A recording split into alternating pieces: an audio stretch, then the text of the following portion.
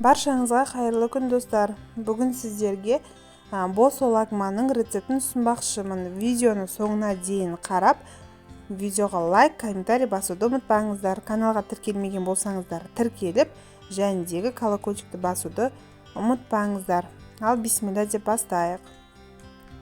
Қызып тұрған қазанымызға майымызды құйып, үстіне етімізді салып, ет қоңырқай түске енгенге дейін қуырамыз.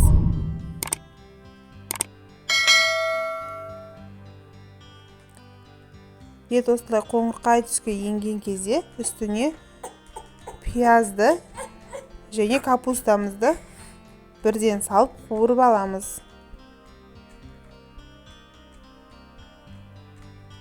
Шамамен 3-4 минуттай қуырасыздар. Пияз бен капуста солыңқыраған кезде оны бөлек алып қоямыз.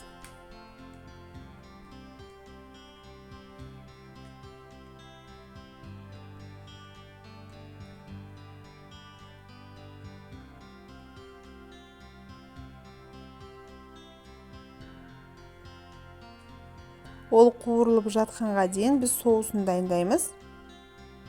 2 ас қасық томат пастасына 200 мг су құйып, жақсылап араластырамыз. Осылай пиязымыз солып қуырылған кезде оны бөлек ыдысқа бөліп аламыз.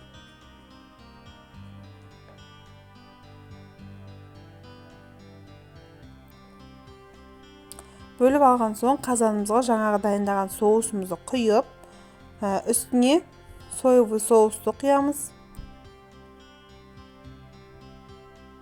Чесногымызды саламыз.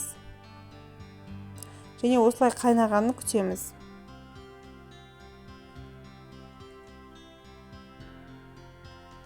Жақсылап араластырамыз да, үстіне қамырымызды саламыз.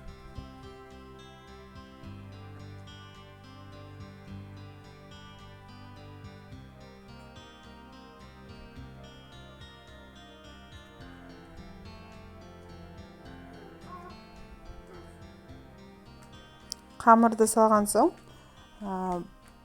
жақсылап араластырыңыздар. Қамырдың барлық жері жаңағы соусқа араласуы қажет.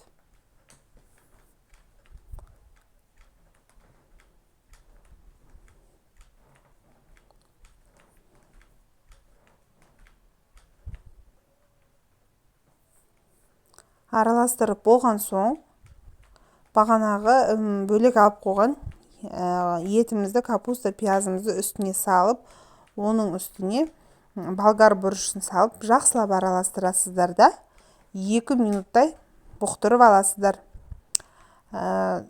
Дәмдеуіштерді саламыз, ол өздеріңіздің қалағандарыңызша. Мен зира мен кориандр салдым.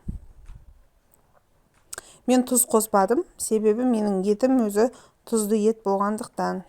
Егер еттеріңіз тұздалмаған болатын болса, тұз қосасыздар міндетті түрде.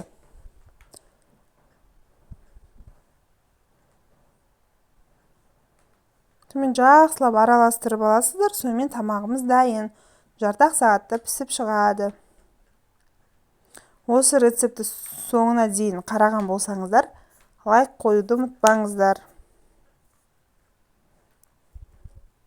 Менің отбасыма ұнады, сіздердің де отбасыңызға міндетті түрде ұнайды.